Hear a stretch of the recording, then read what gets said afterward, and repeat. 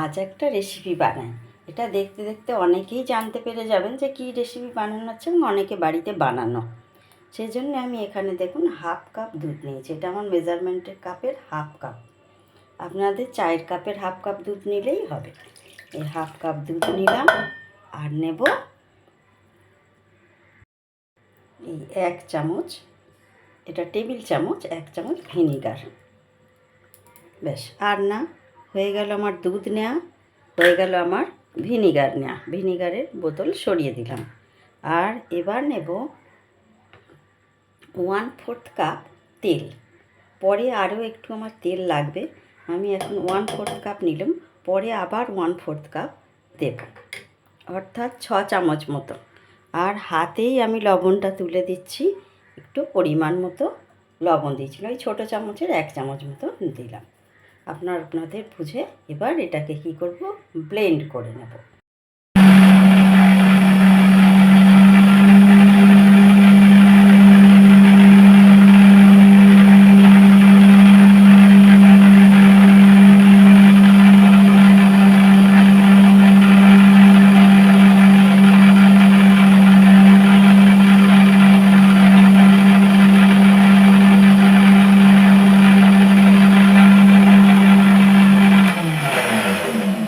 এটা মাঝে মাঝে থামিয়ে দিয়ে আবার মাঝে মাঝে ব্লেন্ড করতে হবে।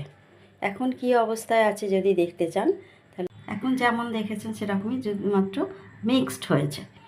এবার আস্তে আস্তে আবারও ব্লেন্ড করব, আবারও থামিয়ে দেবো কিছুক্ষণ করে। এইভাবে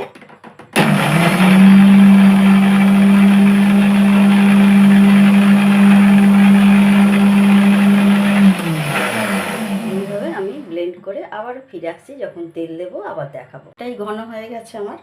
আমি এই সময় আরও 1/4 কাপ তেল দিয়ে দিলাম। এটা আমি সানফ্লাওয়ার অয়েল নিয়েছি, আপনারা সয়াবিন অয়েল বা যে কোনো সাদা তেল নিতে পারেন, যেটায় কোনো উগ্র গন্ধ থাকবে না, এরকম তেলই নেবেন।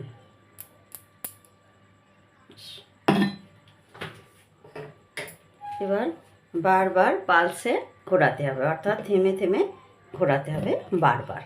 ঘুরিয়ে ঘুরিয়ে আমি বারবার মিক্সি ঘোরানো আপনাদের না দেখিয়ে একেবারে শেষে দেখাবো কি পরিস্থিতি হলো।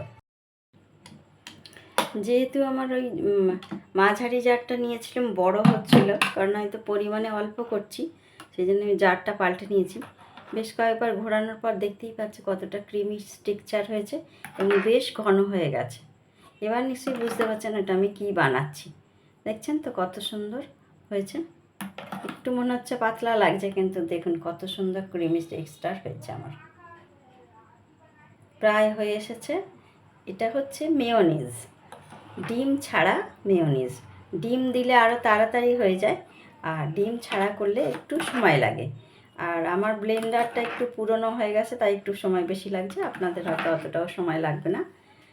ছোটো জারটাতে করেই এবার আমি করে নিচ্ছি, এবং দেখছেন সুন্দর হয়ে গেছে।